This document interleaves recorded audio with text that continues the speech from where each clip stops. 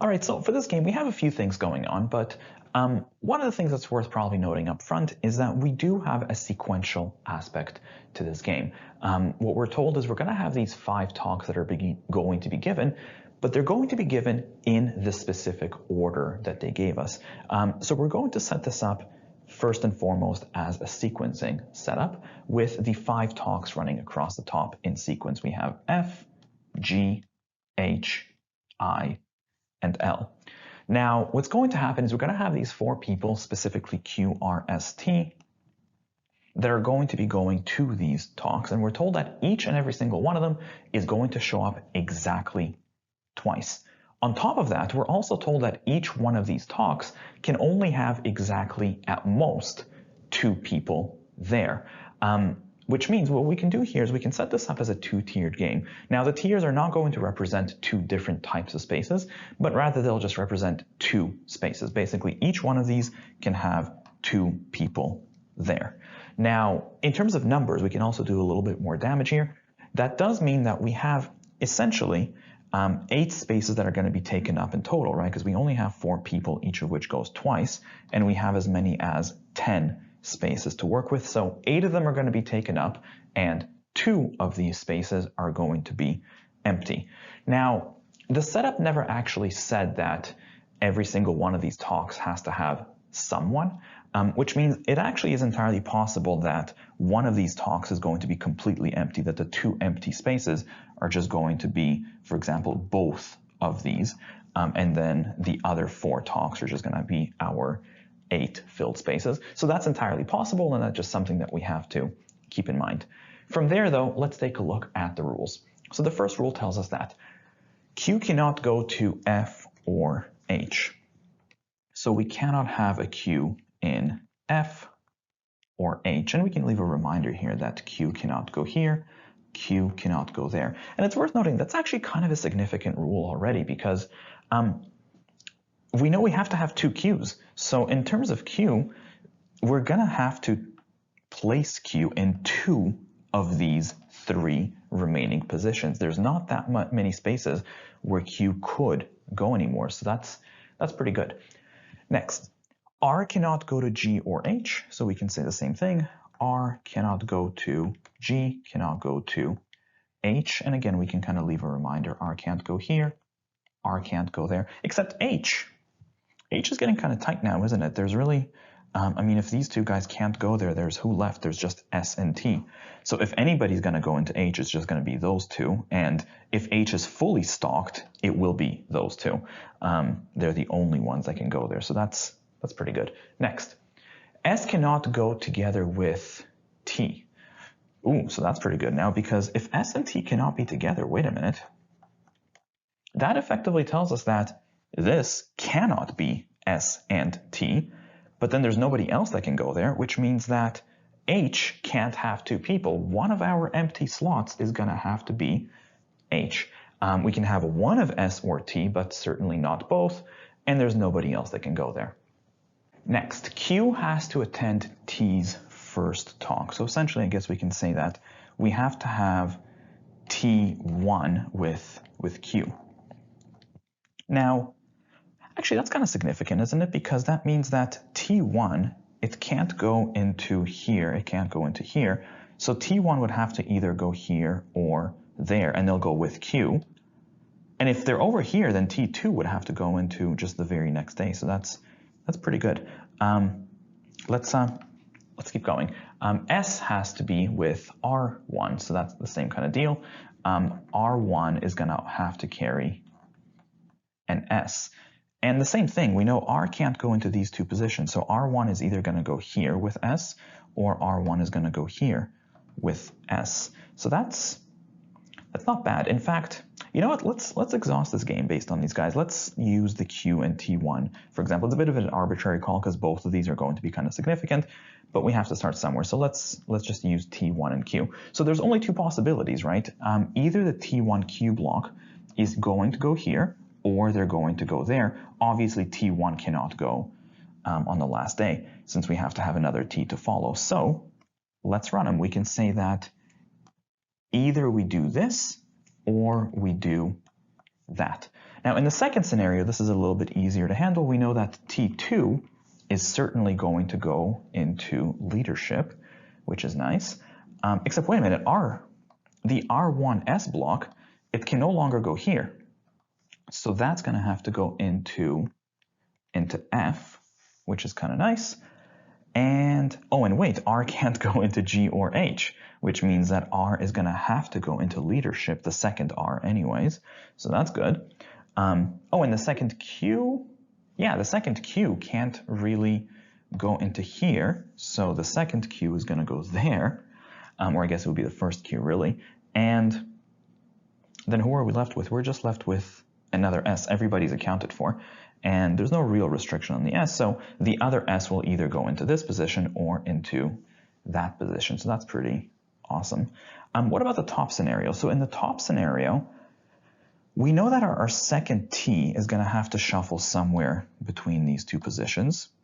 The R still is kind of flexible, isn't it? We could have the R1S over here, but they could also go over there as well. You know what? Let's sub-exhaust this. Let's kind of round this off, because again, this is going to be pretty influential depending on where you put that. It's going to lock out a day and potentially also lock out the other R. So let's see what happens if we do R1 here versus we can do, in this scenario, R1S over here. Now, in the second scenario, again, this is easier because we know that the second R has to go into, well, after the first R. Can we do much more? Well, yes, we can, because we know that the second Q can no longer go here. So Q is now going to have to go into this position. So that's taken care of. And we are now left with, oh, the second T. Hey, hello. The second T cannot, it has to go after T1, obviously. So it would have to go into this position. This will be T2. And then we're just left with S. And I mean, these two positions are not really meaningfully different. We're just going to have S here, and then that's going to be the other empty. So that's pretty great. Now, top scenario, can we do much more with this? And no, I suppose we can't really, can we? Because the second R can really, as long as it's not here, it can go anywhere here. They're pretty flexible. The second T can go anywhere it wants to. Q can kind of shuffle around. S can move around. So you know what? That's pretty good. Let's start with this. The question itself, or the questions rather. Question number 14 is our standard exclusion question, so we will treat it as we usually do. We go by the rules. First rule told us that Q cannot go into F or H. So answer choice A doesn't have them there. Answer choice B does not have a Q in either. Answer choice C does not have a Q in either. D doesn't either, and E doesn't either. Okay, that's new. I guess let's keep going. Next, R cannot go into G or H. Once again, let's see what we can do. Answer choice A does not have an R in either. Answer choice B has an R in H. There it is. We can disqualify B. Answer choice C doesn't. D doesn't. E doesn't. Next. S cannot attend anything with T. So basically we can't see an ST block, which answer choice A right away we can get rid of since they're both under leadership. Next, answer choice C never has them together. D also doesn't, and E also does not. Next, we are told that Q has to go with T1, so between C, D, and E. Answer choice C, we have a Q with T1. D, we don't have a Q with T at all, so we can get rid of answer choice D. And E, we have a Q with T1, that's fine. Lastly, S has to go with R1, so between C and E. Answer choice C has S with the first R. Answer choice E doesn't. Q is with the first R. That doesn't work. We can get rid of E, and that leaves us with answer choice C as the best answer for question number 14. Next, question number 15. If nobody goes to H, so if H is completely empty, well, I suppose that would be consistent with both of these templates, right? So in this scenario, if H was empty, then this would be whoever's left over. It would be an S. And in this scenario, if H was empty, then I guess everybody would just kind of shuffle between I and L. You know what, let's see what we can do. Maybe this is enough information to answer the question, because we could kind of grind it out, but that might get messy. The question itself asks, what would have to be true? So we're looking for something that would have to be true in both of these scenarios. And to be fair, they have kind of a lot of overlap between them, so that's doable. Answer choice A. Do we have to have an R in feedback? And yeah, there it is. R in both of these scenarios, no matter what, has to go into feedback. The best answer to question number 15 is answer choice A. Just in case, though, we can take a look at the rest. R goes to leadership, and we're not sure. In this scenario, R didn't have to be in leadership. Answer choice C. S goes to I, and no, that didn't have to be true, because in this scenario, it certainly wasn't. Answer choice D. T goes to goal sharing. And no, in this scenario, T was not in goal sharing. Answer choice E, T goes to information overload, and it didn't have to. Like in this scenario, the second T could have, well, no, not in H, but it could have been, for example, in leadership, and that would have been fine. So the only one that had to be true no matter what is that R went to feedback. Next, number 16. Since we have a pretty good exhaustion, let's just kind of do these in order. Number 16 says, which of the following is a complete and accurate list of the talks, any of which R and S could do together? So where could we have R and S together? Well, in terms of our exhaustion, we've definitely seen them together under F, and we've seen them together under I as well. So we know that they could go together under those talks. We can cross off anything without an F or an I. So A and B look okay. C is missing an F. We can get rid of that. And D is missing an I. So we can get rid of that. So between A, B, and E, I guess we just have to deal with G and L. Well, let's start with G. Could we ever have RS? Well, no, actually we can't. So you'll notice that under G, there's never an opportunity to have an R and an S there, right? There's always other people under G. So answer choice B, we can disqualify. What about leadership? Could we have R and S together under leadership? And actually, yeah, if we look at this template over here, why not? I mean, these two positions are incredibly loose in terms of what could go there, right? And we only have one of R and S here, so why couldn't R and S go together over here as well? You could even just double up on the TQ here, and nothing would break. There's no real restrictions that would stop us. So it looks like L would have been fine as well. We can get rid of, or that would confirm answer choice A for question number 16. Next, number 17. If Q is the only person to go to leadership, well, if Q is under leadership alone, that automatically locks us into this scenario, the first one here. But you know what? There might be further consequences, so let's see what we can do with that information. If Q is under leadership alone, now everything else here follows through. We'll definitely have all of these guys in place. There's only one person under handling. What does that mean for us now?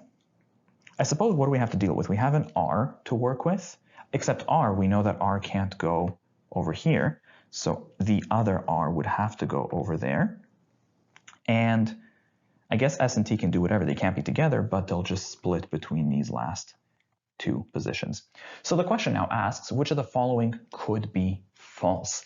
So first of all, that means that the other four answer choices are going to be things that must be true, and the one answer choice that we're looking for is the one that doesn't have to be true, the one that potentially maybe could be false.